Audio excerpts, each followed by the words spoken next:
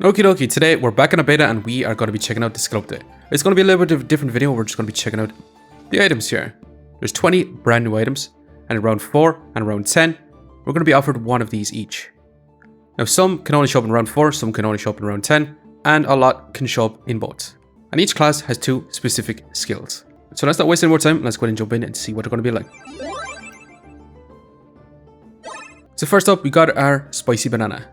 Star Banana to activate, 30% chance to gain 1 heat. Now I know the star slots is a little bit blocked, unfortunately, but it is going to be the same up and to the right. However, for every 1 stamina used, gain 3 health. So I think this is going to be really good with Excalibur. But outside Excalibur, I'm not entirely sure if it's going to be crazy good. I think it could just be a little bit of a nice way to get a little bit more heals into your builds, while also stacking up a little bit more heats. But it does require to have a banana, so it could be better early on, and then maybe fall off towards the end. More towards late game. Honestly, you've got Excalibur. I think it could be pretty good with Excalibur because you can stack up a lot of bananas, get a bunch of stamina, add in a lot of weapons. So I think the Spicy Banana is going to be pretty good with Excalibur. But outside of that, I think it's going to be generally okay. Next up, we got the Smelly Wall, which Star Garlics gain plus 5 armor, 20 armor gains, inflict 1 poison. I do actually like this one quite a lot. I think it gives you a lot early in the early game by giving you a lot more armor value. And then late game, you can stack up a bunch of block to inflict a lot of poison. And you can also complement this by having more poison items to stack up that poison too. Just a nice way to make you tanky while also inflicting that poison, keeping you alive while dealing that damage. And also, I think this could be fantastic, say with a Dead Sight, because then you could potentially get 2 poison per 20 block. You could have the Dead Sight targeting the Smelly Wall, which then you'll gain double the poison gain from it. And you could potentially stack up 2 Dead Sights and have even more, which is going to be quite crazy. Now alternatively, I think this is really going to shine actually with the Ranger, with the Poison Ivy type build, and with those strong Stone Skin potions. When you trigger it, because when you trigger the strong Stone Skin potion, you're going to get spikes for that Poison Ivy, so you're going to inflict that poison. You're also going to get a lot of block, which is going to inflict that poison too.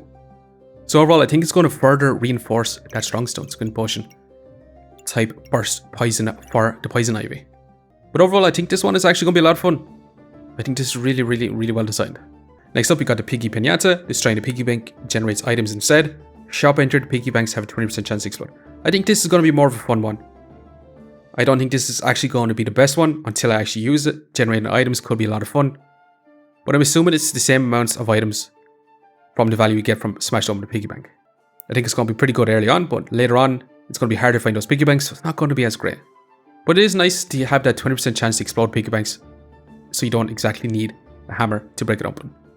Then we got Investment Opportunity, which shop entered gain 2 gold, star items use buffs, gain 2 maximal. Now we did use this one is going to be a lot of fun, stacking up max life as you scale up your damage. I think this is going to be really fantastic for more consistent type scaling builds.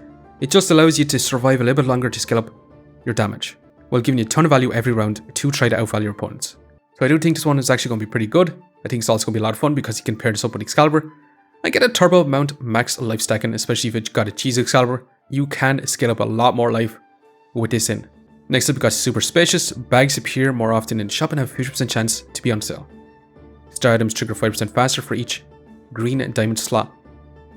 Free. So basically, we're going to have to keep 4 slots free, but then 4 star items are going to be triggered 20% faster. So this one actually could be decent. Now it does generate a lot of value. You're going to see bags more often and they're going to have a 50% chance to be on sale. So this could be good in one sense. You know, your trigger items a lot faster, but then you're going to have to keep 4 slots free. But it could also be negative in a way because you don't exactly want to keep finding bags. You're going to lose a little bit of value in trying to find items you actually want. We should be able to gain that value by finding bags on sale, potentially. I won't really actually know if this one's going to be good until I actually try it out. And now we have got Slime Time. Gooblings can appear in shop. On body generated goobling every 4 seconds, advance all goobers and gooblings by 1 activation. Okay, so it's Slime Time.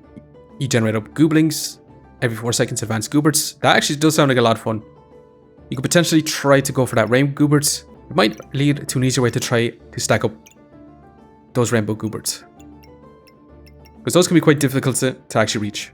However, it could just complement a lot of goober builds, and especially these are gooblings, by the way. Every 3 star item activates, the star items are on either side of it, heal for 5. So it just complements your healing with goobers.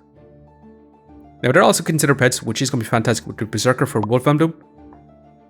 It could also be pretty darn good with the Ranger with the big ball of treats, so these can trigger twice. It could be really good with the Reaper too, to give you that max life stacking easier.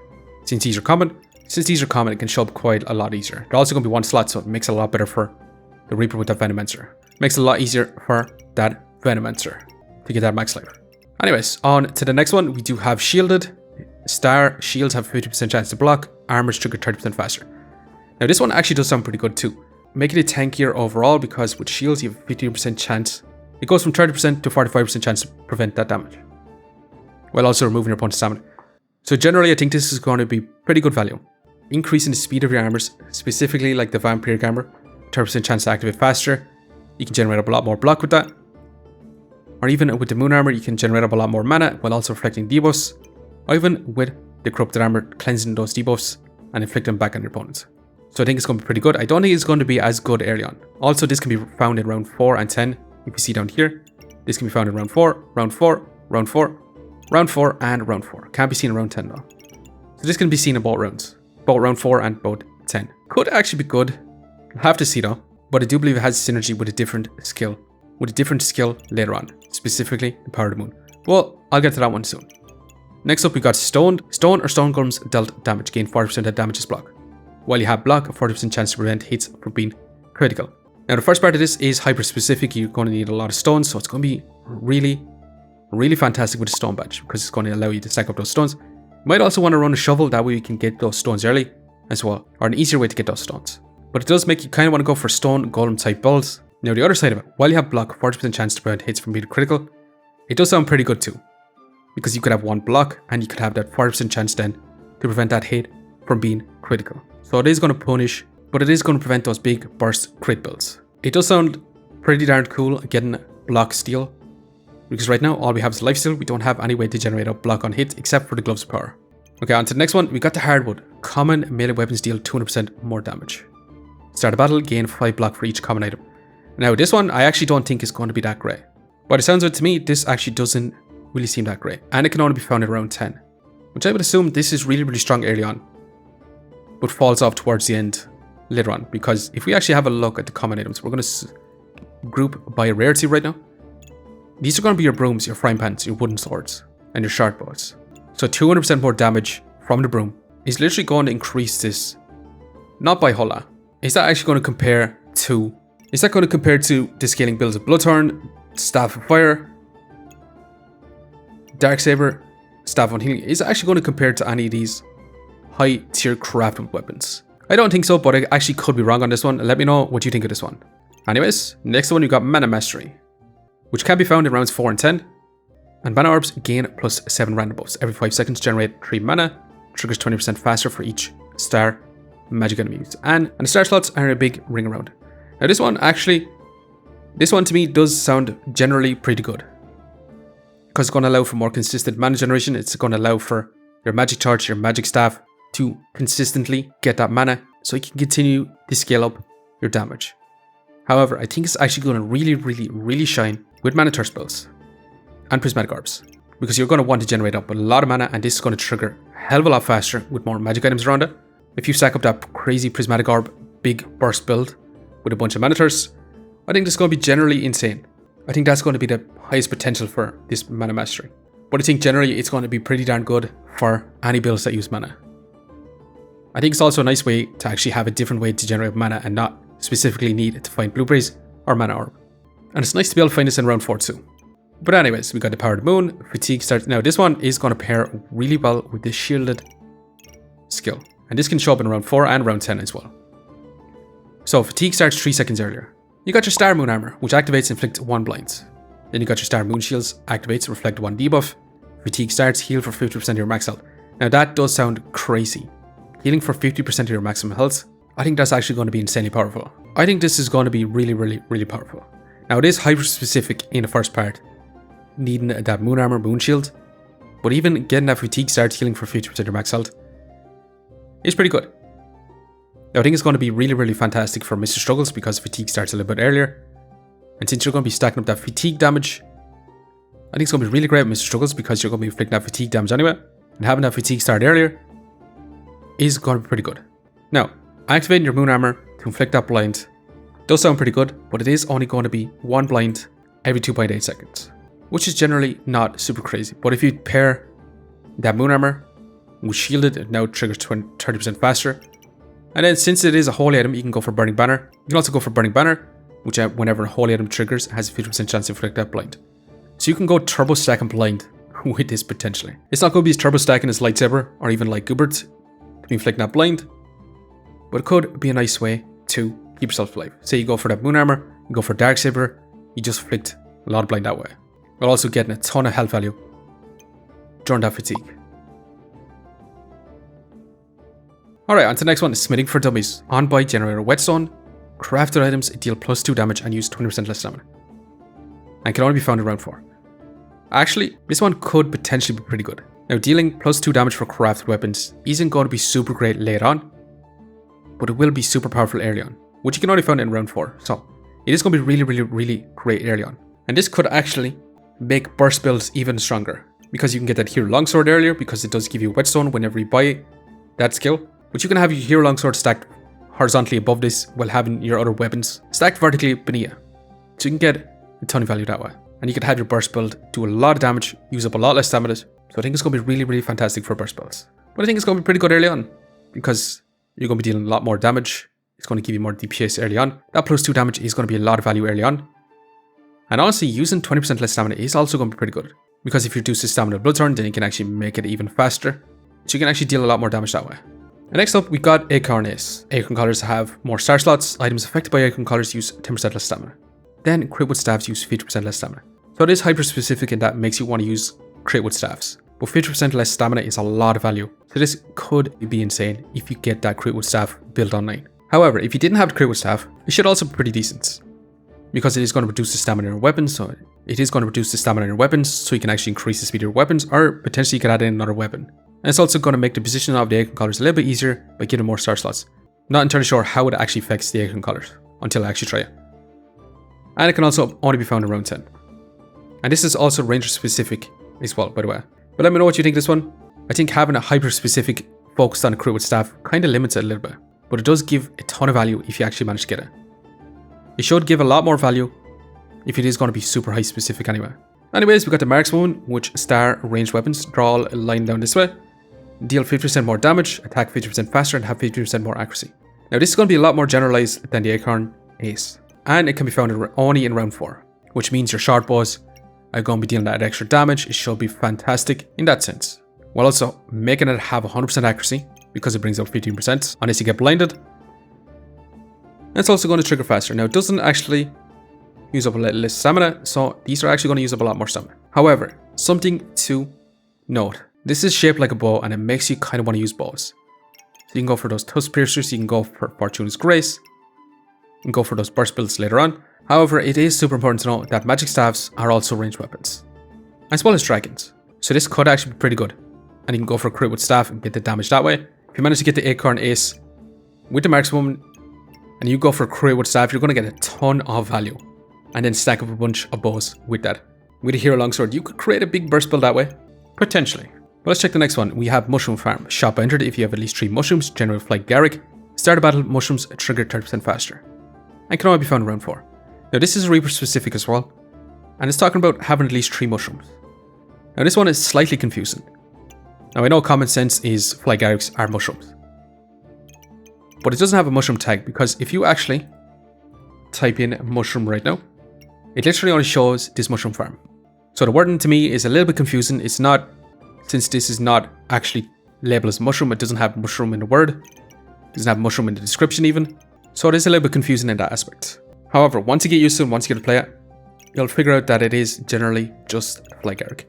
Now there is actually another mushroom, which you've probably seen at me running through this right now. It's the Doom Cap, which I'm assuming that this is another mushroom because it is crafted up, as you see down in the bottom right. It is crafted up with a Flight Garrick along with a demonic potion, which has the effect every 3.5 seconds, inflict 3 poison and reduce opponent's healing by 10%.